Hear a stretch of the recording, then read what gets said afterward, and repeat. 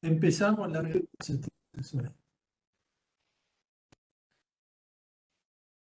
Bien, hoy voy a hablar sobre el coronamiento, las cubiertas y terrazas verdes.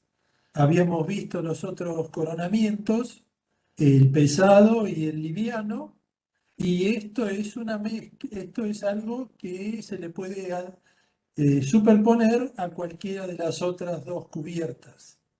Y también vamos a ver un poco de terrazas verdes.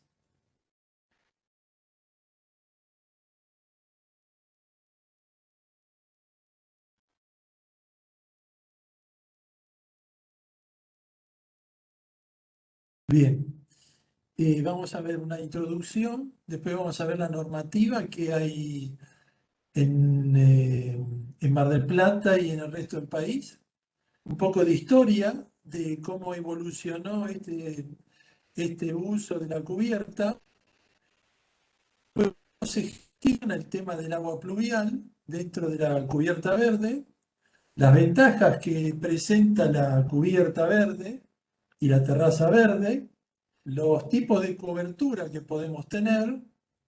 Y después vamos a ver detalles constructivos clásicos y algunos ejemplos.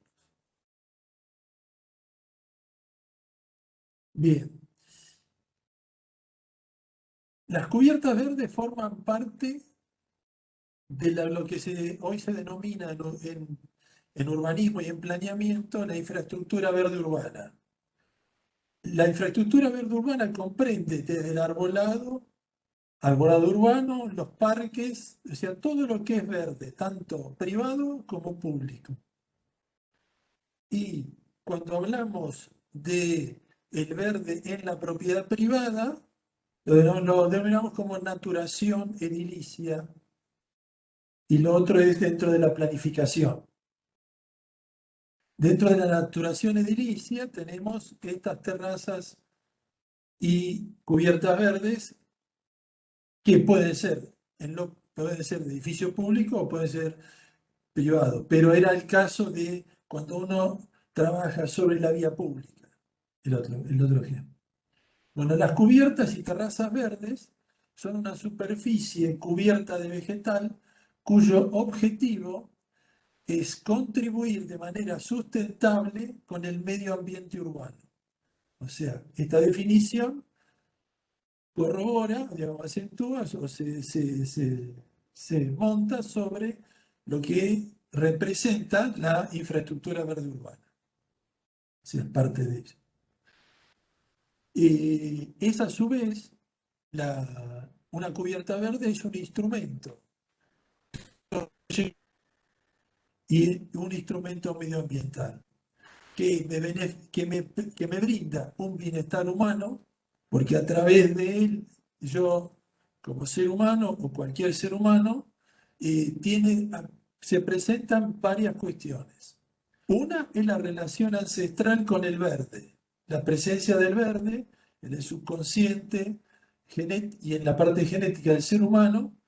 Hay siempre una relación afectiva mucho más fuerte que con cualquier otro color, que con cualquier otro material. Entonces, siempre que incorporemos verde, sea en el interior como en el exterior, estamos casi asegurándonos un éxito. Todos los planeamientos que tienen verde son más fácil de vender que los que no tienen. Por eso es muy importante en la proyectación de tener en cuenta y de trabajar con un arquitecto paisajista al lado desde el principio, para ver cómo incorporar el elemento verde a la arquitectura. También nos va a dar un microclima que lo va a variar del que existe, del clima general del lugar. Sea esto a nivel urbano, periurbano o suburbano o rural. Siempre que incorporemos verde, siempre lo va a cambiar. Y hay toda una serie de estrategias para trabajar con el verde, cómo podemos mejorar el acondicionamiento del espacio exterior, porque en este caso estamos hablando de espacios exteriores. A su vez, nos incorpora y nos da esta herramienta, nos brinda una mitigación térmica para el ser humano que está en el exterior, como para cuando esté en el interior dentro del edificio. También una mitigación acústica, brinda una mitigación acústica respecto del ruido urbano, tanto en el interior como en el exterior. A su vez, es digamos, un contenedor, podríamos decir, de lo que es el tema pluvial, y eso lo vamos a ver y desarrollar un poco más adelante. Y a su vez permite la recuperación del agua de lluvia y la retención del agua de lluvia. Bien, dentro de la normativa a nivel de la ciudad, que es lo que más nos importa, hay una ordenanza, la 23.201 del año 2017, que fue sancionada el 1 de junio del 17 y promulgada el 9 del 6 del 17.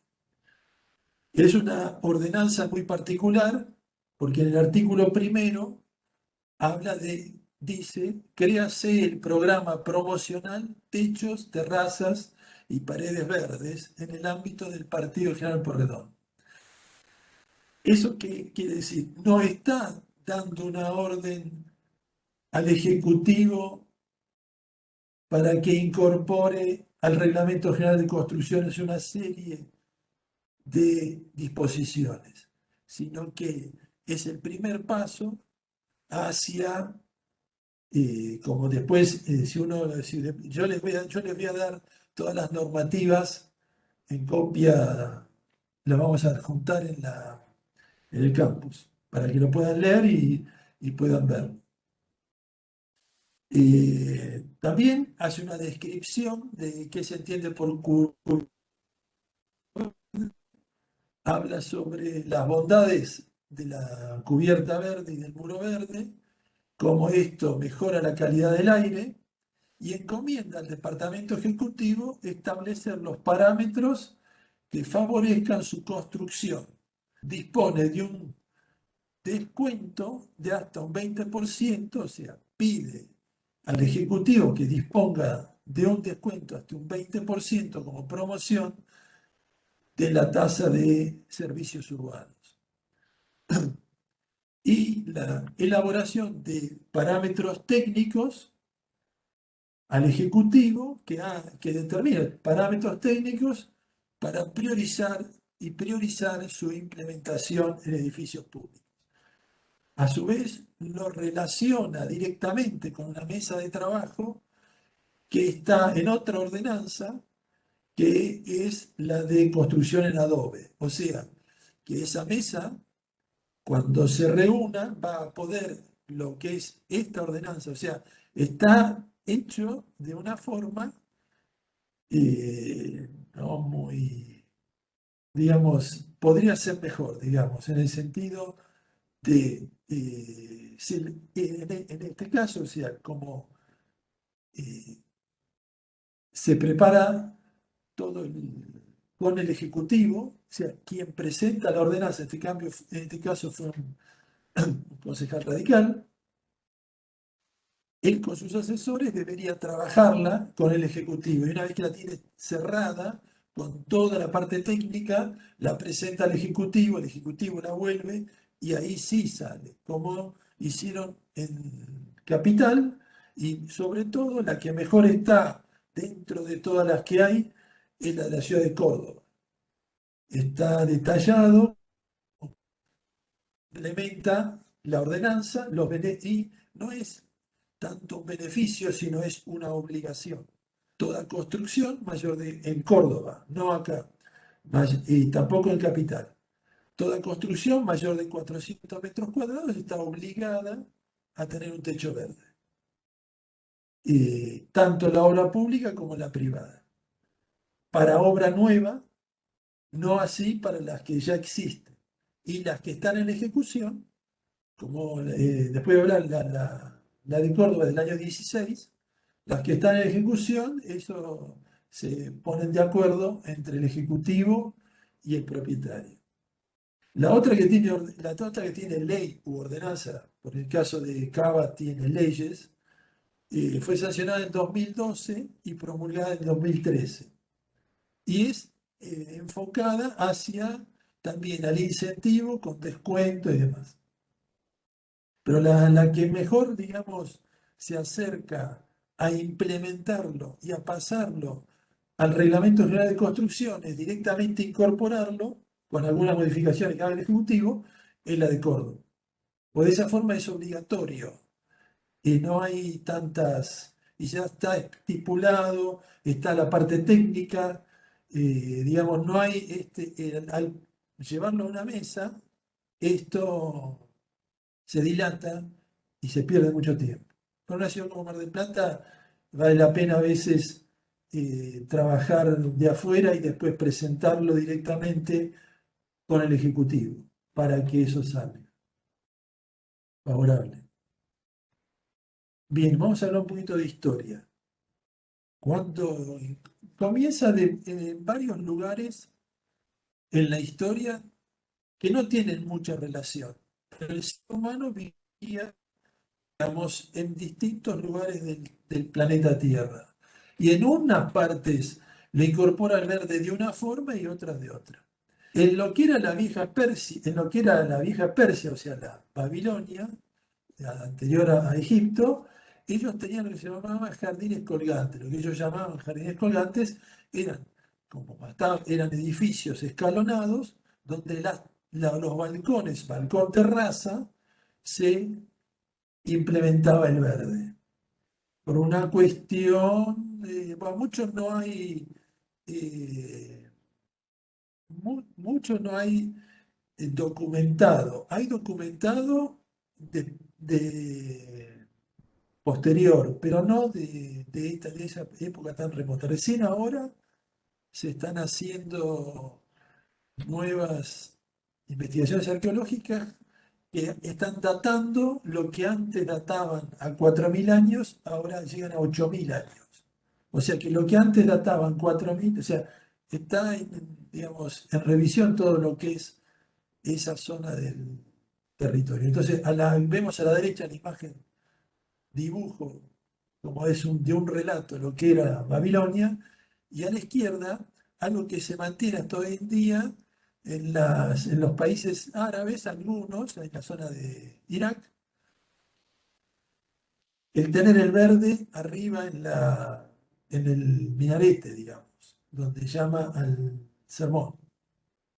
En las imágenes de abajo vemos Islandia. En la otra parte del planeta, sobre la parte más, digamos, ártica, tanto Islandia como todos los países nórdicos acostumbraban usar turba como la cortaban. La turba es algo orgánico y semiduro, como un anillo liviano. Con eso hacían las paredes. Después armaban una cimbra de madera, digamos, para la cubierta, y sobre esa primero ponían turba y después sembraban pasto, digamos, trasplantaban pasto, como se ve en la imagen de abajo a la derecha. Y eso se mantuvo, bueno, hoy en día hay mucho en preservación. Eso se pudo datar hasta 1.000 años antes de Cristo. O sea, como es orgánico se puede datar. Es más difícil cuando no es orgánico. Bien.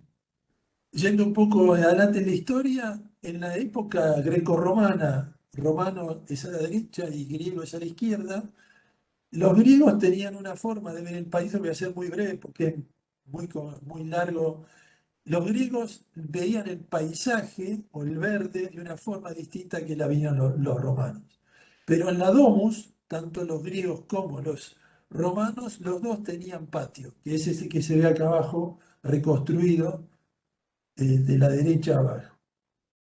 Y ahí usaban el verde, era doméstico, era para comestible. Digamos, más que nada eran especies, algunas aromáticas. El resto, los griegos, en cambio, los romanos siempre dentro de un orden. Y lo que ellos arrastran de los nórdicos y de los etruscos son las tumbas, lo que se ve en la imagen de la derecha arriba. Esas eran las tumbas cubiertas de verde, construidas y cubiertas de verde. Hacemos un paso más adelante, digamos, acá ya estamos en el medioevo y en la zona de Persia, las dos, digamos, el mundo árabe y el mundo cristiano. El mundo cristiano vivía dentro de los recintos, digamos. Entonces, el jardín, el patio era jardinado, digamos, y eso se le llamaba hortus conclusus. ¿Por qué? Porque estaba encerrado, no tenía visión al exterior. Y ahí adentro se utilizaba exclusivamente para especies. Depende, la orden tenía cultivo de especies y piscicultura o algunos solo de especies. En la zona nórdica, donde cosechaban el arroz, ahí también cultivaban peces. Y lo que era lo que comían. No comían carne, ellos comían pescado. A la derecha vemos la imagen de Persia. En Persia distinto, trabaja con el agua más que con el verde. Y esto lo hace en forma lineal, siempre el movimiento del agua. ¿Por qué? Porque era una necesidad de ellos. El recurso más preciado en todo el Medio Oriente y en todo el norte de África era el agua. En cambio, la parte europea era el estar encerrado, digamos. Era toda una etapa oscura hasta el Renacimiento. Y el Renacimiento junta estas dos corrientes, cristiana y musulmana, digamos, judeo-musulmana, y desarrolla todo lo que es el jardín renacentista. Vamos acá en la Villa Madame, ¿no? O sea, están los ejes y en función de eso, después desarrollan los espacios y el juego del verde, el agua, el recorrido, eso ya lo habrán visto todo en historia. Y después saltamos al movimiento moderno, o sea, todo el barroco, todo el manierismo y el iluminismo lo dejo porque un desarrollo de estas ideas conceptuales espaciales, en donde el jardín era tanto sobre el suelo como podía ser sobre una superficie en el Renacimiento. Bueno, saltamos al movimiento moderno y alguien que trae de vuelta la terraza, digamos, el uso del espacio exterior como terraza es Le Corbusier. Lo hace vivo, digamos, en la Ville Savoye, con que ya ustedes por historia lo deben conocer, los 5 puntos y demás. Pero él es el que trae, digamos, de vuelta el paisaje a la arquitectura, lo incorpora a la arquitectura y de ahí en más ya prácticamente no se desprende más con todos los del movimiento moderno, lo incorporan y así seguimos hasta hoy en día.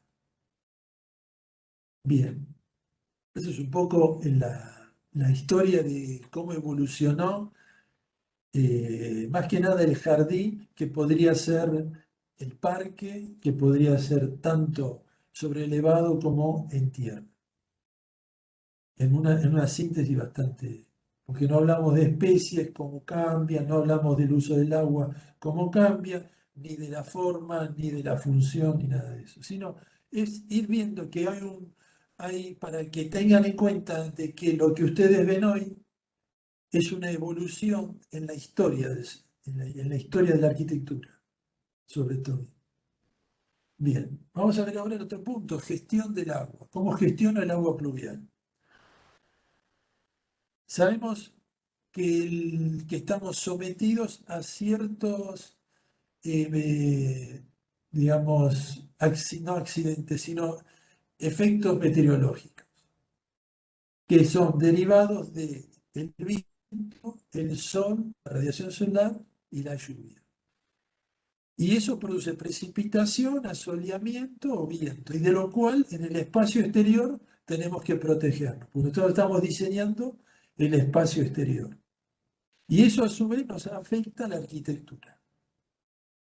Entonces, ¿cómo nos afecta la arquitectura? Que es lo que por ahí más les interesa como arquitectos, es cuánta agua yo puedo reutilizar. O sea, ahora tenemos que incorporarle a esto, o sea, dejar el movimiento moderno, e incorporarle la ecología. A partir de los 70, 80, entra la ecología a, digamos, a reordenar la arquitectura. Entonces, la arquitectura ya no es un fin en sí mismo, sino que es parte de un sistema. O sea, uno diseña en forma de, digamos, integral. Integral con el entorno, con la naturaleza, el ser humano y la sociedad verde. Entonces ahí es donde nos interesa ver cómo el agua nos va a influir. Nosotros sabemos que en una cubierta o en una superficie natural de suelo natural, el agua que llueve, hay un 25% de infiltración profunda, hay un 25% de infiltración superficial y hay un 10% de escorría. O sea, solo un 10% es el que, una vez que ya se llenó, o a medida que se va llenando, es el que escurre por el suelo. Si el suelo es poroso, si el suelo no está, digamos, si presenta cualquier accidente que es un verde, eso lo frena. Si está pelado, si es tierra sola, si es arena, no, pero si es tierra o arcilla o lo que sea, ahí va a resbalar. Y siendo arcilla, esta proporción es muchísimo menor. Prácticamente toda el agua va en escorrentía. Y si tenemos una superficie artificial impermeable, en un 70 o un 100%, el 55% es el que se va en el runoff, es una palabra inglesa, pero es la escorrentía, o más del 55%. También se puede ir el 100%. Apenas solo un 5% si yo lo tengo en cuenta, un 10%. Y eso es como yo trabajo la superficie dura en los lugares donde yo quiero infiltrar. En donde yo no quiero, porque no quiero que entre el agua, va a ir el 100%. Y de eso, una parte se evapora, un 30%. Es menor la evaporación y la evapotranspiración en el terreno natural es muy superior. Por eso recuperamos en eso también teniendo un suelo natural. De Mar del Plata, acá abajo les había puesto las precipitaciones anuales y mensuales, más o menos en promedio, para que vean cuánto llueve y en qué meses está esto del municipio, alrededor de 1.100 al año, 1.200 hasta 1.400 al año, 1.500 a nosotros. O sea, unos 100 a 120 milímetros en los meses de lluvia intensa, que son unos 10 centímetros, toda la superficie de, y eso nos preocupa porque tenemos una ciudad con un índice, digamos, de espacio verde y espacio de infiltración muy bajo. De espacio verde un 3%, 3,5%, cuando tendríamos que tener del 10 al 15%, y ahora se piensa en nuevas normativas aumentarlo a un 20%. O sea, ¿cuándo vamos a llegar? Si se ocupa prácticamente toda la manzana, se ocupa el corazón de manzana, no se respeta la 8912, que es viejísima, pero tiene un sentido, digamos, planifica urbanísticamente ambiental, que es dejar el corazón de manzana, hacer retiros. Es muy importante un retiro de 3 metros para tener una doble fila de arbolado. En una manzana común podemos tener una doble fila de arbolado teniendo un arbolado dentro de la propiedad y un arbolado fuera, y eso me daría el doble si hubiese todos los árboles que necesito por manzana. O sea, vean ahí cuánto ya se pierde al no tener retiros. Y un retiro de 3 metros es muy poco, o sea, es casi imperceptible, pero cuando uno lo recorre, se nota y mucho. A su vez, el sistema radicular trabaja mucho mejor porque tiene más espacio a ambos lados y no daña tanto, digamos, al edificio, a lo que es a la construcción. Lo que es la vereda, eso es normal, hasta en la historia, siempre se va a tener que estar reparando, por lo cual es mejor los sistemas no duros, sino sistemas blandos de fácil reparación. Corte de raíz, poda selectiva, direccional.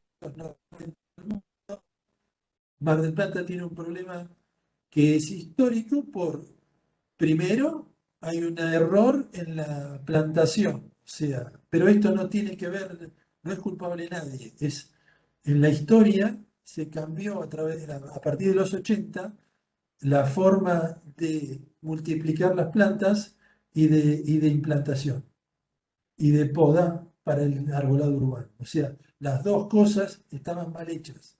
Y nosotros tenemos el 80% del arbolado de esa época.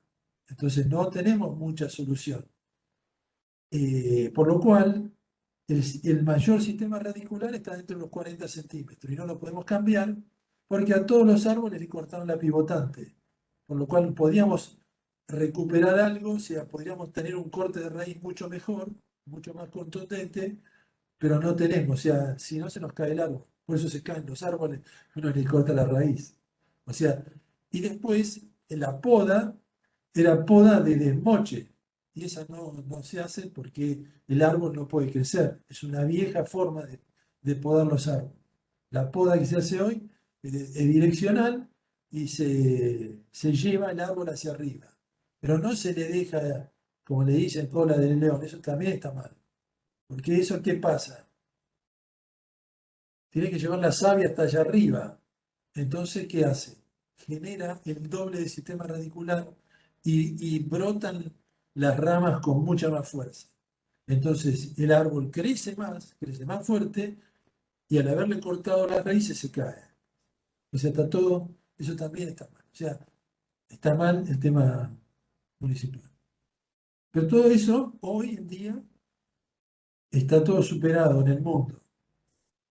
O sea, hablo con conocimiento porque he asesorado al gobierno de la Ciudad de Buenos Aires y formo parte de un grupo pequeño de gente que trabaja en todo el país sobre arbolado urbano y planificación urbana de espacio verde. Bien, ¿qué es lo que yo gano con recuperando el agua de lluvia? Como habíamos visto antes, forma parte de lo que es la infraestructura verde urbana.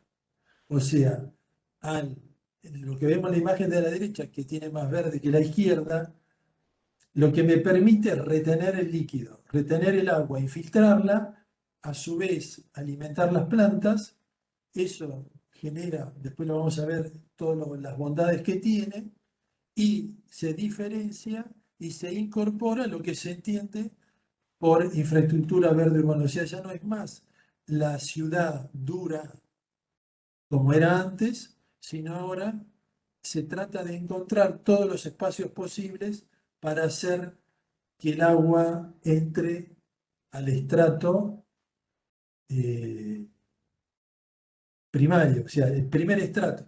Lo que tiene mal la planta, la pampa húmeda, es que tiene solo 50 centímetros. Porque después ya viene tosca y de ahí no pasa. Entonces tenemos muy poco tiempo o sea, con una lluvia fuerte se llena y no hay, y ya rebalsa todo. La única forma se puede hacer, se generan lugares de depósito, que esos después drenan a una napa muy inferior con el tiempo, van drenando. Esa técnica se usa en suelos como el nuestro, como acá. Bien, el objetivo de la infraestructura urbana es, dentro de las estrategias para el control del agua de escorrentía, es reducir, retener, como había dicho, y tratar la escorrentía en el sitio, en el lugar. Una de las normas que después vamos a ver, eh, las certificaciones, LEED, en América todas, Argentina también adoptó LEED, es que todo empiece y termine dentro de la propiedad. Que yo no afecte la propiedad lindera, al mínimo posible.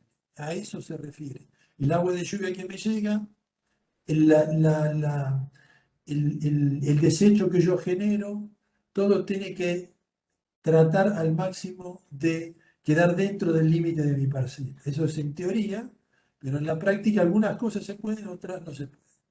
La otra es promover la infiltración y la evapotranspiración, así como el almacenamiento, ¿no? O sea, y después es imitar la hidrología del suelo natural, o sea, lo que en sí lo que busca esta forma de ver el territorio es en lo que habíamos visto al principio, que es seguir el orden natural. Y eso se puede realizar. Todo ya se ha estudiado y hay todas estrategias, están publicadas, en distintas organizaciones internacionales, de cómo trabajar tanto la parte urbana como la parte de la propiedad privada. ¿Por qué? Porque si yo quiero certificar en LEED en Argentina, debo complementar, tengo que saber cómo lo tengo que hacer por una norma. Lo que pasa es que no está incorporado eso al, en el municipio. Bien, son las prácticas de infraestructura verde. ¿Qué herramientas puedo tener? Bueno, una es la desconexión del pluvial, acá vemos en la imagen de la derecha arriba, es no salir directamente a la calle, sino llegar a un lugar donde yo tenga un verde que ahí infiltre el agua. Entonces, cuando yo eso lo calculo, se calcula por la cantidad de agua que puede entrar, cuando me llega a un tope, se hace que es como si una pileta que rebalsa, sigue y después sí sale a la vía pública como último recurso. La otra es hacer zanjas de retención o lugares de retención de aguas, que es la imagen de la izquierda. La otra es infiltrar biológicamente. Eso es a través de ciertas especies que ayudan a hacer eso. Después es la utilización de la cubierta verde, que es el tema nuestro de hoy.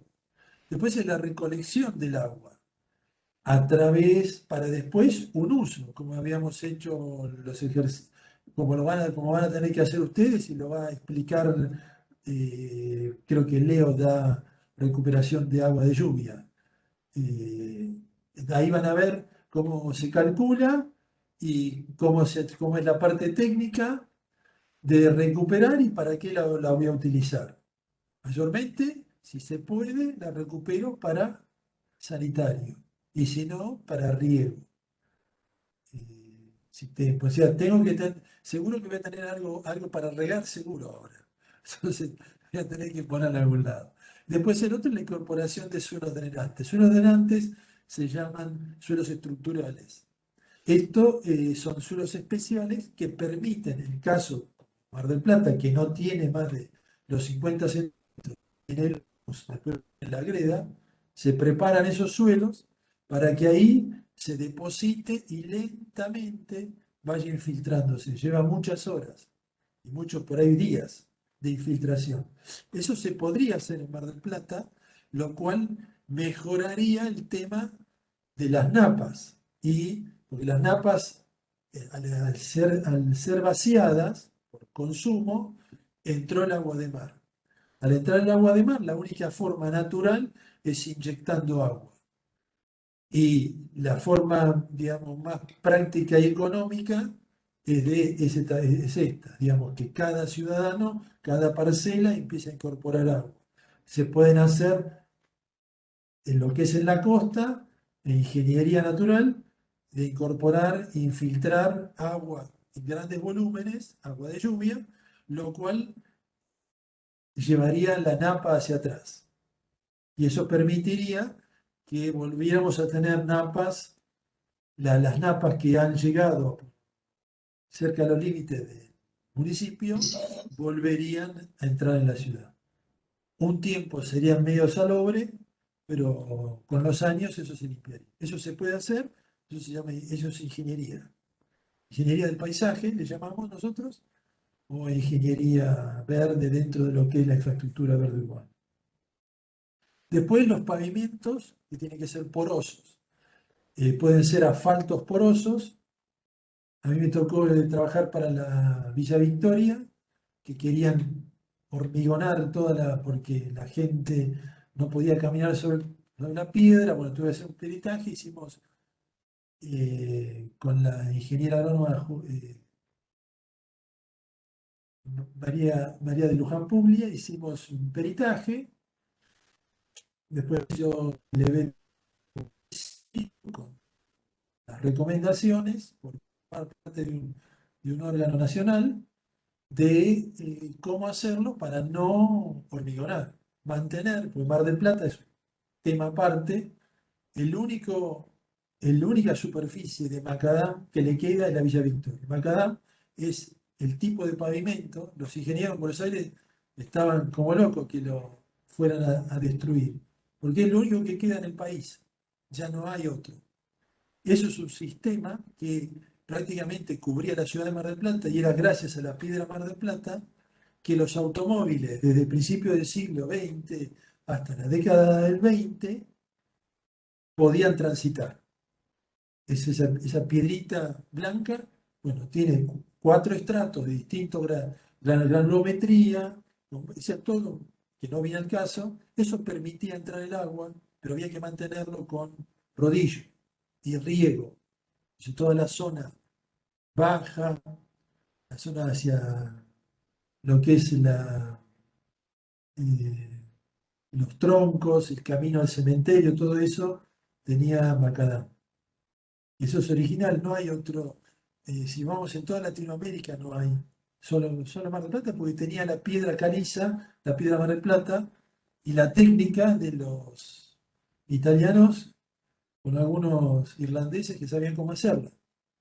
Por eso se destacó Mar del Plata. Se llevaban gente de mucho dinero, llevaba al interior, a Buenos Aires, a las distintas provincias, para ponerse en los canteros de las villas, porque tener piedra Mar del Plata blanca era lo mejor que se podía. Bueno, esos son pavimentos porosos que permiten la entrada del agua. Y después se incorpora toda esta parte más ingenieril y técnica a la parte de diseño. Bien, ¿cuáles son las ventajas de la cobertura verde? Hay dos ventajas importantes, que es la defensa de las inundaciones, ¿no? El escurrimiento, o sea, se retrasa o reduce entre un 10 y un 15% la velocidad de escorrentía. Y después en la parte sonora, esas son las dos más importantes, la aislación acústica que presenta una cubierta verde respecto a la no cubierta, si fuera dura. También esa cubierta verde va a absorber la polución ambiental, la que está en el aire, producto de muchos factores. Nos defiende también del efecto de isla de calor. La isla de calor se produce al no tener, digamos, entre el día y la noche, se calienta y se enfría, se calienta y se enfría, como hay tanto hormigón, no da tiempo a enfriarse. Algo muy clásico pasa en Nueva York. Ustedes salen a las 2 de la mañana y van a encontrar casi 40 grados en verano. Es un horno. ¿Por qué? Porque está toda esa hormigón y construcción que se calentó durante el día está emanando radiación. Y no da tiempo al otro día de vuelta. O sea, por eso hay tanto aire acondicionado, por eso no se puede vivir si no hay aire acondicionado. O sea, prácticamente uno sale, es como que entra al horno. Ahí. Y Mar del Plata no tiene ese problema. Vivimos sobre la costa, tenemos ciertos beneficios del otro fenómeno que es el viento. Pero esto también es medio largo de explicar. ¿Qué nos beneficia? Todos sabemos que a la noche siempre refresca. Bueno, eso por la posición en que está. La otra es la aislación térmica, un 25, un 30, hasta un 70%. Y la absorción de CO2. Al utilizar plantas, estas absorben el dióxido de carbono y lo transforman en oxígeno, o sea, por el proceso de fotosíntesis. Y esas son las ventajas de incorporar el verde. Bien, ¿qué tipos de cobertura yo puedo tener? Yo puedo tener tres tipos. Hay dos tipos a nivel internacional, hay dos, también se puede diferenciar de tres. Eso es algo que en todo el mundo es igual. Las extensivas son las grandes superficies donde el espesor varía entre 5 y 15 centímetros de sustrato, más el elemento verde, que por lo general es sedum, es una planta carnosa que no requiere mucha agua, que es, digamos, desértica, de zona desértica y resiste a una cierta variedad de sedum, pasa eso. No todas, hay algunas que no, depende, pero la gran mayoría es para eso. Y algunas herbáceas nativas también, como nosotros lo podemos ver acá en la costa, todo lo que es el gramillón, que dice uno, decía, si no lo riegan eso. Bueno, pero cambia de color, se quema, se pone amarillento y después cuando llueve se vuelve a poner verde. Eso no pasa nada, eso está bien. ¿Por qué es resistente? Porque es del lugar. Eso digamos es usar herbáceas, gramíneas del lugar. La otra es la semi-intensiva, que es, digamos, de 15 centímetros y la intensiva es de 30 centímetros en más. Para la extensiva, la de grandes superficies, el peso por metro cuadrado va entre 30 y 150 kilos. Y la intensiva de 400 a más, depende de la altura que yo tenga el sustrato por el tipo de planta que yo incorpore. Si yo incorporo un árbol de tamaño mediano o chico, voy a necesitar 1 metro de suelo. Y ese metro me va a llevar a casi 700, 800 kilos por metro cuadrado. Por más que sea un suelo aligerado. Después, el mantenimiento, las extensivas es limitado, no requiere mucho. Tampoco se puede caminar arriba, porque son plantas carnosas. Si uno las pisa, las aplasta. No es una gramínea. Si uno pone una gramínea, sí se puede caminar por ahí. Mientras que las intensivas requieren un mantenimiento, porque son plantas que crecen con un volumen. Y a veces hay que trasplantarlas, a veces son estacionales. Cada planta tiene su mantenimiento. Y como había dicho, en las extensivas mayormente se utiliza sedum y herbáceas nativas, gramíneas mayormente. En las semi-intensivas, o sea, céspedes de mayor, digamos, los céspedes que son sembrados, los que hay que estar continuamente cortando, lo que tienen alto mantenimiento, que quedan verdecitos, como la cancha de golf. Bueno, esos requieren mucho mantenimiento. Y algunos arbustos pequeños, algunas flores pequeñas, digamos, de no muy grande porte. Y después la intensiva es de acuerdo a la elección del vegetal que yo le ponga, ¿no? Eh, Eso depende de lo que yo quiera condicionar. Esto empezó en el mundo Con los alemanes en los años 70, con la ecología. Empezaron ellos a incorporar un montón de especies eh, y diseño y suelo y forma de evacuar las aguas, todo eso. Ellos lo desarrollaron hasta los 80, después entró Estados Unidos, Canadá, son los que más, Canadá, Estados Unidos, Alemania, los países nórdicos, Inglaterra, y después empezó en los países mediterráneos y ahora es más en la zona nuestra de acá. Bien, estos tipos, ¿qué es lo que presenta? Si yo tengo un edificio que es el cubo blanco de abajo, si yo no tengo ninguna cobertura, voy a tener una radiación que me va a pasar y algo va a reflejar. Si yo, como he dicho, lo pinto de blanco, voy a tener una reflectancia, que es el mejor color para reflejar el 70% de la radiación. Si yo lo pinto de negro, me va a absorber todo. Y me va a pasar por radiación y por conducción al interior. Y voy a estar obligado a poner más aislación. Si yo tengo una extensiva, pero con verde arriba, lo que yo voy a tener hacia el interior de la vivienda es una irradiación más fresca, una radiación fresca y una circulación de aire. Cuando empiezo a tener fresco hacia abajo, o sea, una diferencia, un delta de temperatura de 10 grados, yo empiezo a tener una convección de aire dentro de los locales que me mueve rápidamente el aire caliente afuera y entra el aire fresco adentro. Eso se produce naturalmente por convección. Y lo que proyecte sombra también, los espacios exteriores que ese edificio me proyecte sombra va a pasar lo mismo. Y la irradiación hacia el espacio exterior va a ser menor. Se va a dar por evapotranspiración. Cuando yo tengo ya plantas más intensivas, de mayor porte y verde, eso se produce a través de la evapotranspiración de las hojas y, o sea, siempre los árboles dan mucho más beneficio que si uno lo hace, si hace, ya se ha hecho, lo han hecho el cálculo, qué es lo que más aporta el árbol más que la superficie verde, digamos, la gramínea.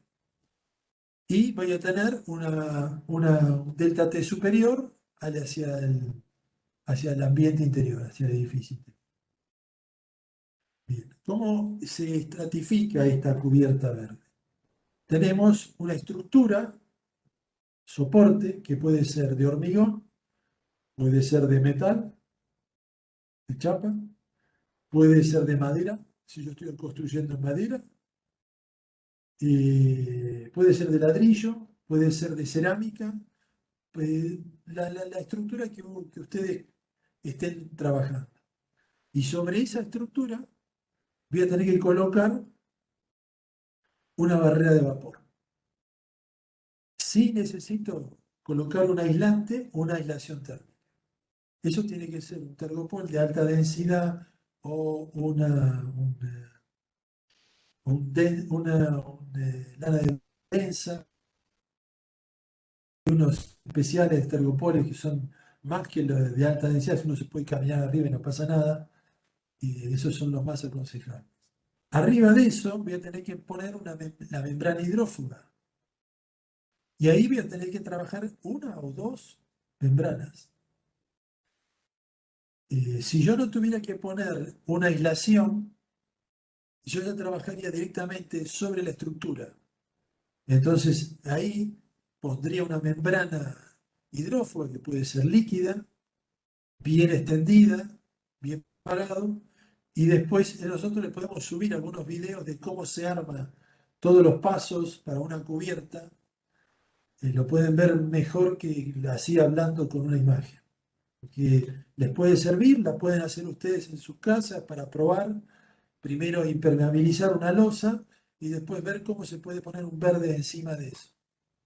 Pues lo más importante es la impermeabilización.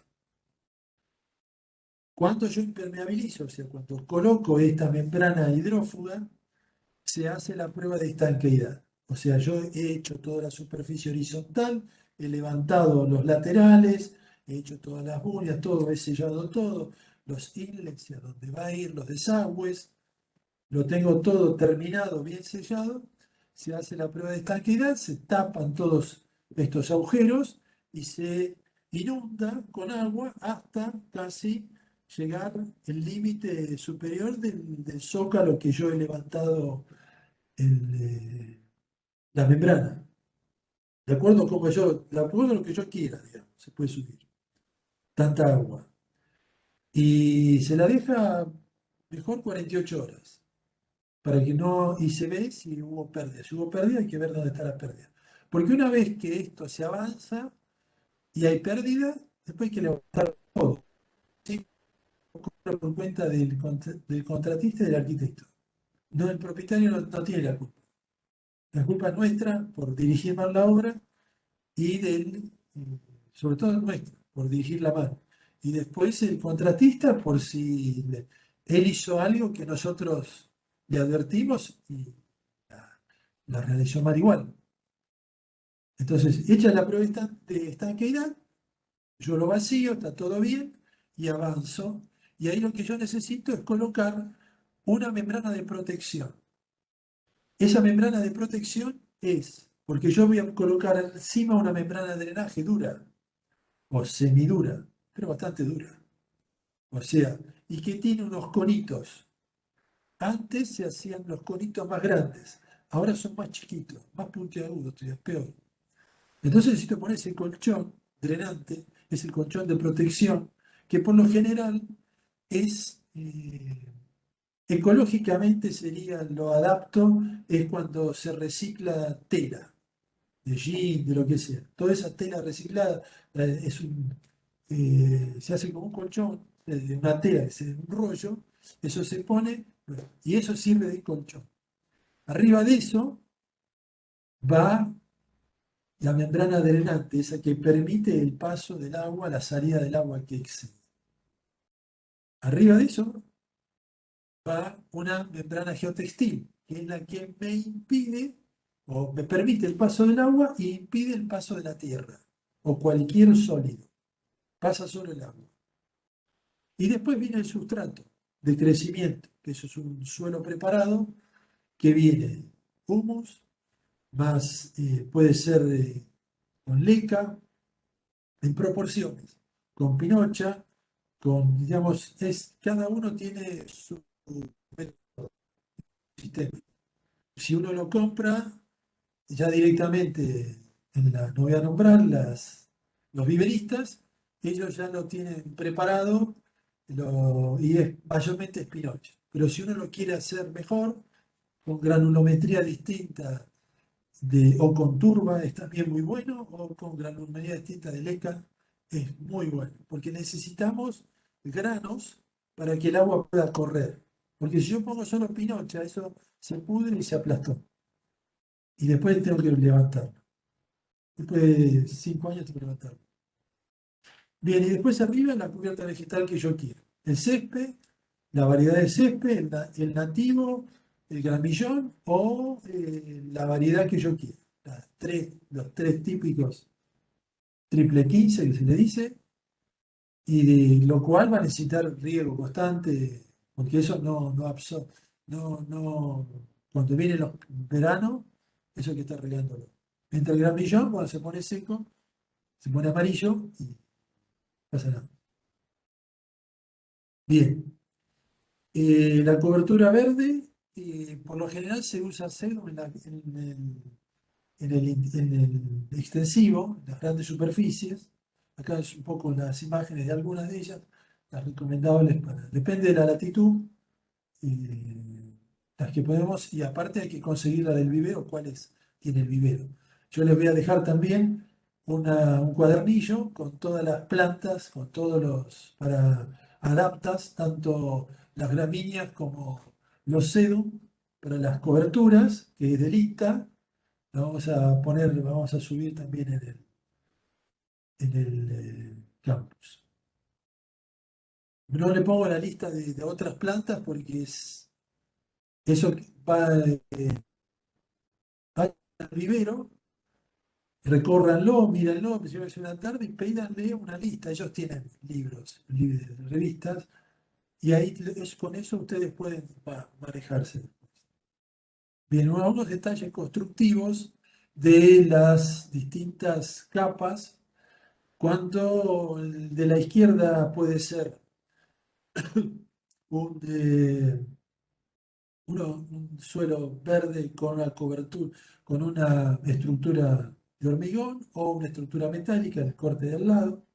La estratigrafía es lo mismo, con, perdón, digo, no, es con la capa drenante que puede ser piedra, la de la izquierda, o la capa drenante que puede ser plástico. Después está cuando es la superficie inclinada, cuando son superficies inclinadas, hay todas unas tablas hasta dónde se puede inclinar, no más de los 30 grados en Mar del Plata. Yo no haría más de 30 grados. Por eso ven que en las plazas que tienen como 45 grados, los paneles, los parterres, y todo pelado, es porque no respetan el ángulo que tendría que ser para Mar del Plata, los 5, como mucho 10 grados, como mucho, para que no se lave. Y después del encuentro esquemático, no quiere decir, es esquemático, de cuando llega al límite con el muro y la capa, lo más importante es la capa impermeable. De más abajo, cómo recorre. Después otros son con el drenaje, un tipo, el otro tipo de drenaje, y acá el drenaje cómo pega a la derecha, cómo llega al muro y se cierra con una gaveta a todo alrededor que se atornilla al muro, dejando siempre esa nariz que golpee y caiga y no entre el agua. O sea, que si yo hago la prueba, tengo que hacerla hasta los 15 centímetros hasta arriba, a ver si no hay alguna pérdida ahí. Esto es cuando yo tengo construcción con madera, o madera y mampostería, la de la izquierda, madera la del medio, y la otra es una construcción en madera con un caño de ventilación que sale. Siempre alrededor del caño la membrana sube más de 15, 20 centímetros, hay que hacerlo todo eso, y después se le pone tierra. Alrededor de todo elemento mejor ponerle tierra, mejor ponerle piedra o alrededor que ponerle la tierra sola. Pero si uno no lo supervisa, le van a poner la tierra derecho y bueno, puede tener problemas, pero no importa. Y este es un detalle, en inglés, lamento, pero es con una cubierta de metálica con aislación y las distintas membranas y cómo se colocan las membranas y la roseta para decíamos, el cono este para que no se tape de lo superficial. Bien, ahora vamos a ver ejemplos. Traje 3 ejemplos, tenía más para ver, pero bueno.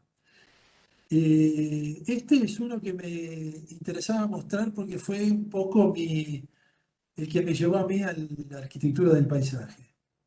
Yo estaba en Italia trabajando y viene al estudio, yo trabajaba con Bruno Viganò, que era un arquitecto argentino, falleció ya, y ahí es donde o sea, yo sabía de Emilio Barz, pero no había mucho en Argentina. A veces publicó algo en Suma, dio alguna conferencia, pero no se sabía mucho. Bueno, ahí encontré, porque estaba con Maldonado, yo estudiaba con Maldonado diseño industrial y bueno, iba a la cátedra, éramos muy amigos. Y él un poco me llevó a esto, o sea, me entusiasmó al paisaje, porque era su forma de trabajar, era una forma muy particular. Si encuentran bibliografía o en internet, vean toda su obra, todo lo que él, de arquitectura, también ha hecho mucho y muy conocido en la parte de diseño industrial. Pero muy importante es su aporte, porque es uno de los que incorpora el verde así de lleno, digamos, entierra el edificio y pone todo el verde por encima. Vean todos los ejemplos que tiene. Yo traje solo uno de él, que es uno de los conocidos, esto es en Japón. Esta es la planta, tiene delante una plaza y después la entrada al edificio que va en bajada, ¿no? O sea, vamos a ver el corte, después esas son las plantas, en auditorio, y oficinas y demás. Y estos son cortes a medida que, como es escalonado, es decir, cortes, ¿no? Del edificio. Entonces tiene el verde, él prácticamente es como que levantara y acuesta todo el verde sobre el edificio. ¿Y cómo lo resuelve? Lo resuelve de dos maneras, incorporando verde vertical, o sea, árboles, y en horizontal y intermedio, o sea, usa los tres. Acá vemos en detalle, los detalles, la estructura es metálica, por lo general, todos estudios de corporaciones y demás, es una estructura metálica con premoldeados de hormigón y algunas cosas de hormigón in situ. Y después encima de esos premoldeados, y ahí es donde viene después la hoja impermeable. O sea, acá vemos, tiene todo perfilería metálica, después tiene todo premoldeado de hormigón, como va cerrando los verticales y los horizontales, entre pisos, ¿no? Y después va bajando escalonado. Y el agua la recupera cuando baja, tiene una laguna. Y ahí es donde reciclan el agua, entra, él ya en esa época, esto está hecho en el año 83, creo, 83, si no me equivoco, 84, por ahí. Y acá son los detalles de cómo resuelve el tema del vidrio. Vean cómo para el tema del asoleamiento, ¿no? Para que no le dé el vidrio de lleno en los laterales, no sé si vieron la primera imagen, cuando vean de vuelta el video, que está todo facetado, es para que el ángulo en verano, eso también está estudiado, eh, no le irradie dentro. Y a su vez, ven que tiene toda estructura metálica, todo eso que está abulanado. Y después cómo recupera el agua de lluvia, entra y va todo a drenajes y eso lo lleva hacia adentro. Y después lo manda por abajo. Interesante el detalle de cómo resolver, que eso les puede servir para más adelante. Asoleamiento y el tema del agua y el tema estructural y el tema de la envolvente. Todo, todo al mismo tiempo. Bien, este es otro ejemplo. California, la Academia de Ciencias de Renzo Piano. Es un edificio conocido, tiene una cubierta. Es edificio que cuando ellos empiezan, van a concurso privado, creo. Y lo que querían los propietarios era que dentro de la escala de LEED de certificación que fuera platino. Era muy difícil, porque es la primera obra que saca platino en el mundo. ¿Y qué quiere decir? Que es totalmente sustentable. Él ahí tenía un edificio antes. Entonces él recupera, demole el edificio, recupera todo el material y lo vuelve a poner. Todo lo que pudo recuperar lo recuperó, casi todo. Del tema verde es la cubierta. Van a ver después, está todo despiezado. Y el tema de energético tiene todo alrededor una paneles solares, con lo cual cubre solo el 5% de las necesidades. Es un edificio que está dividido en dos partes, se entra por el medio, está dividido, tiene un auditorio, como un observatorio astronómico, clásico, planetario acá en Argentina, y como es de ciencias, imagínense, ciencias naturales, ¿no? Es la clásica de todo. Y del otro lado tiene un botánico, digamos, tiene un invernáculo donde tiene plantas, pero no tiene plantas exóticas de otro lugar, tiene plantas de la región, de lo que es de la región. Entonces utiliza plantas de la región. Todo lo que utiliza en la cubierta son plantas nativas. Todo lo que utiliza adentro son plantas nativas. Todo lo que es hormigón es reciclado del edificio anterior. Todo lo que es hierro es reciclado de demoliciones de otros edificios. Perfilería, la endereza, la corta, la con esto hizo.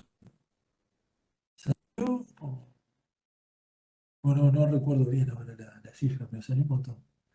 Bien, estos son los dibujos, un poquito más en escala, de los esquicios que él hace por lo general, y ahí se ve, digamos, a la derecha, ahí la cubierta con las linternas, y él lo que buscaba con esto era equilibrar, tener iluminación natural, logra la iluminación natural durante el 80% del día, o 90%, creo que 90, ¿no? 80, bueno, no importa, 80 es mucho ya. O sea que no necesita energía durante el día para iluminar, es todo natural, y la ventilación natural le baja el consumo en verano, y en invierno también, la ventilación natural sirve también en invierno, aunque no lo crean. Entonces, por eso todas estas formas. Bien, la parte constructiva, ¿cómo está hecho? Tiene parte de hormigón, como había dicho, es una estructura tradicional de hormigón, y después lo demás es estructura metálica. Todo perfilería de hierro, en lo que es esta bóveda, que es donde está el planetario, y lo demás es estructura metálica, como había dicho, columna, viga, todo metal, y después premoldeado o in situ de hormigón. En eso los americanos trabajan de esa forma. Acá podemos ver a la izquierda arriba, Renzo lo que hace siempre es modelos. Lo van a ver, si alguna vez van al estudio, está lleno de modelos y tiene otros lugares fuera de Génova que, donde hace los modelos en uno, eh, y para estar seguro de que el arquitecto ingeniero hace la prueba como cualquier diseñador industrial. Hay que probar si realmente funciona. Hay que someterlo a todos los esfuerzos. Entonces, lo que vemos a la izquierda es la prueba de cómo va a quedar esa cubierta con esa forma, con esa cobertura. Lo vemos ahí al lado, a la derecha, es la superficie, toda la superficie del edificio, digamos, del edificio, la planta baja, es todo con radiación, con agua caliente, radiadores. O sea, la losa radiante, perdón. Y a la izquierda pueden ver la cúpula, la parte técnica, y abajo ven lo que es el interior, ¿no? Digamos que es toda estructura de hierro, circular, tubos, muy liviano. O sea, trabajar con ingenieros lo que hace es que lleva las estructuras al límite. Lo que es con toda la sobrecarga, todos los coeficientes y demás, pero llega al límite, no hay sobredimensiones. Entonces puede llegar a esta esbeltez de columna, ¿no?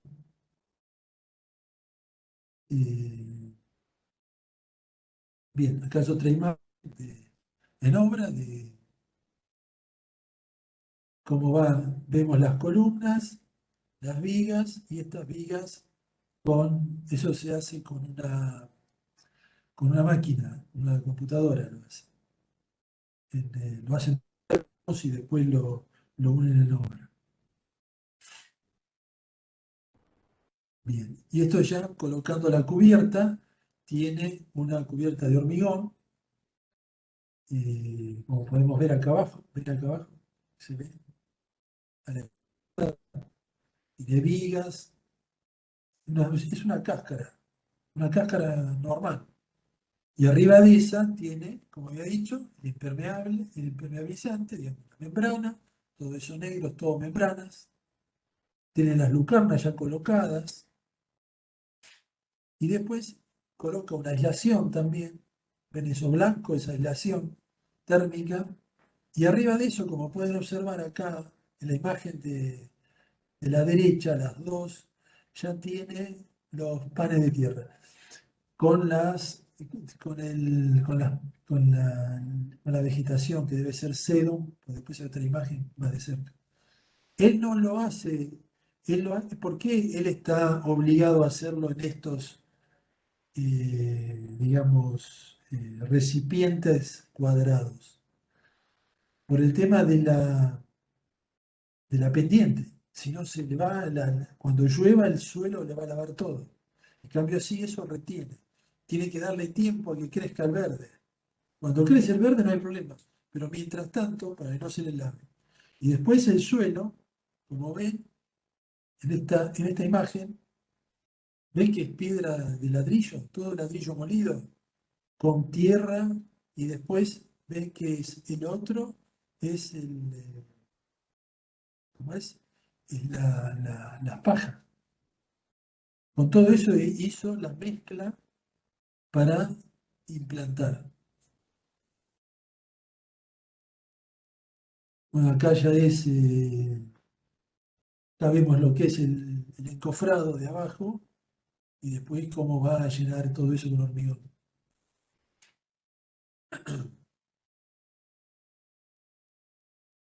Bien, y esto ya es terminado, con el verde creciendo,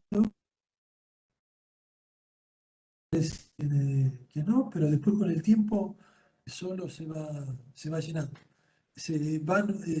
Las plantas se multiplican solas también, depende del tipo, se van multiplicando y van cubriendo la superficie. Hay todo cálculos de flor de la especie, cuántas plantas van, en este caso, por maceta esta cuadrada, ¿no? Y en esto desde arriba, en la cubierta hay un recorrido, no se puede ir por cualquier parte, porque no se puede pisar arriba de esto.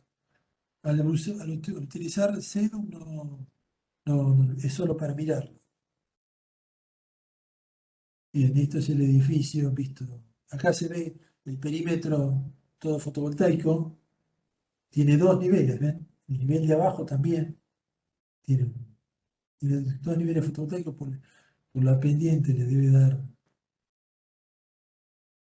Y bien, después, esta es la imagen de frente, muy, muy concurrido, es muy eh,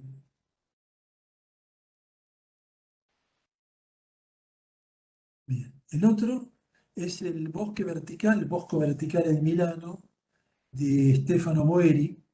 Es un arquitecto que, ¿por qué él se decide? O sea, hay muchos videos en YouTube de él donde él explica, se los comento acá, los pueden buscar si les interesa, cómo él llega a esto. Él quería, primero por una cuestión de que Milán es una ciudad que no tiene, ahora está teniendo verde, pero no tenía nada de verde. Lo único que había era la zona del Castello Sforzesco, que es la parque ahí, eso es todo. El resto estaba todo pavimentado. Está pavimentado, las veredas son pavimento, porque los autos, los italianos los ponen arriba de la vereda, para que haya más circulación, porque cada familia tiene 4 o 5 autos, entonces ¿dónde los ponen? Si los edificios de un siglo atrás no tenían garage para poner. Entonces, no tiene verde, entonces el verde en altura, el verde, ellos llaman giardino pensile, en el aire, era algo que él, es una costumbre italiana, y era algo que él quería incorporar a un edificio de residencia tradicional. Probó, esto es una prueba, él hace esta prueba y todavía está en prueba, porque tiene varios proyectos, pero no empezó todavía, en el mundo. Salvo uno en China, que no lo voy a mostrar ahora, pero tiene otro problema. Él hizo una prueba en China, bueno, pero voy a explicar primero esto. ¿Por qué? Porque era una sobrecarga de las losas, como ustedes ven ahí, las losas, los balcones están sobredimensionados no están tan dimensionados por la carga. eso no solo tiene, en los videos se puede ver cómo está hecho técnicamente. Cada macetero de estos, o sea, los árboles se llevan arriba con una pluma y arriba ven, hay una pluma que es para la poda, la limpieza, todo el mantenimiento del edificio con la pluma de arriba. Pero los árboles se subieron con una pluma. Eso viene en un pan de tierra y eso se coloca en el macetero, tiene un macetero en este ángulo y eso se ata. Tiene sunchos, 4 sunchos que lo atan a la estructura. Pero antes tiene ese macetero de hormigón, está revestido y después está impermeabilizado. Tiene su drenaje que va, no va a la vía pública, va interno y le quedan esos 4 ganchos donde se agarran con sunchos estos árboles para que no se vuelen, no se caigan. Y después se llena con tierra y se hace las demás plantas que uno quiere incorporar. Estas son las plantas, los edificios, siempre tienen visuales, digamos, visuales para todos dan afuera, digamos, y fue una inversión muy costosa porque él podría haber aprovechado mucho más el lugar. Entonces quiso hacer esto y bueno, encontró un financista y que lo aguantara 5 años para hacer la obra y ver cómo empezaba, porque no podía vender nada. Y después cuando las cosas empezaron a funcionar, empezó a venderlo de parte. Al principio la gente tampoco los quería. Después sí. Después cuando vieron, la gente se convenció de que, bien, lo que tiene, vamos a ver los cortes, voy a explicar un par de cositas. Acá se ve el corte, cómo hace, tiene doble altura tiene los árboles, porque si no, no le da. ¿No? Ven acá, esto es un corte y la vista desde arriba. Y tiene una variedad, esto es lo que se llama terraza intensiva, tiene una variedad de plantas, todas son de porte medio, se podan y si en el caso alguna se fuera, se desmadrará, se saca y se repone, por otra se cambia, no hay ningún sentido. Es una planta. Lo vemos de abajo, acá vemos a la izquierda abajo como el podador está podando, manteniendo, porque tiene que mantenerlo, esto es medio como un bonsái también, ¿no? Porque la planta sigue, crece, no sabes que está a 50 metros de altura.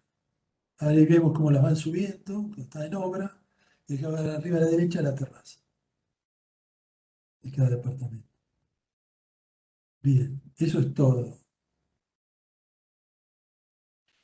Un comentario quería hacer sobre esto. Él arriesgó mucho, hizo esta prueba, eh, y le fue bien y tiene varios en curso, ya tiene ahora creo que más de 10 torres en curso de la misma metodología. Eh, Van a ver, ustedes lo pueden buscar en internet, pongan y van a encontrar los edificios que hicieron los chinos. Claro, para abaratar le pusieron unos puntales a estos balcones, que era horrible eso. O sea, uno sale y se traba los puntales, se lleva los puntales. Eh, Pero bueno, pero ¿qué fue lo peor de ellos? Que esto, acá en Milán, en invierno llega a 10 grados bajo cero. Mata todo. No hay insecto que pueda sobrevivir. En cambio, lo construyeron en China en un lugar donde no hay nieve, donde hay temperatura templada. Y no pudieron vender. Pero no hicieron un edificio, hicieron como 15. Y tienen todo sin vender porque la gente no va, porque está lleno de mosquitos. Y ahora con el tema este de la pandemia, es peor. O sea, no siempre una idea es buena en cualquier lado. Hay que ver qué se hizo. Él está haciendo unas torres, pero no en ese lugar, en otra latitud. Es muy importante las plantas con todos los animalitos que viven de las plantas. Y sobre todo el tema este del mosquito es en todo el mundo, no es solo acá. Bueno, eso es lo que tenía para mostrarles. Si tienen preguntas. Ah, perdón. No, quería saber si había preguntas, dudas, pero me escucharon todo, ¿no? Hasta que terminé. Sí, sí, te escuchamos, te escuchamos.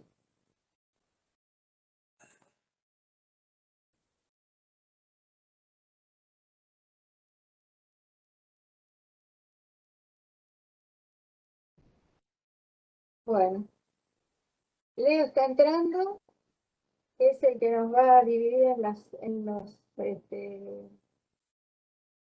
¿cómo se llama? Las sesiones, en los grupos. No le tengan miedo a usar la cubierta verde, vean ejemplos, pero siempre tengan en cuenta el tema de la ventilación, que los locales tienen que estar ventilados. Iluminados también, ventilados. Depende de dónde los ubiquen y demás.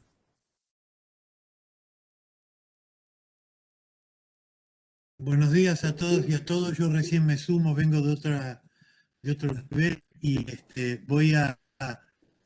no tuve la oportunidad de escucharte, Marco. Recién me sumo, porque solo a Tony que tiene una actividad. Así que, bueno, nada, estaré con el Está grupo que bien. corresponda. ¿Qué hacemos? ¿Nos vamos a los grupos? No sé quién es, yo no soy. No sé dónde está Leo, porque yo le pasé las sesiones. Leo está ahí. Hola, No ¿qué sé tal? dónde está Buen Leo. día, ¿cómo están? ¿Cómo estás, Leo? ¿Armás los grupos para pasarnos? Buen día, Leo. Hola, sí, cómo no. Ahí ya lo termino.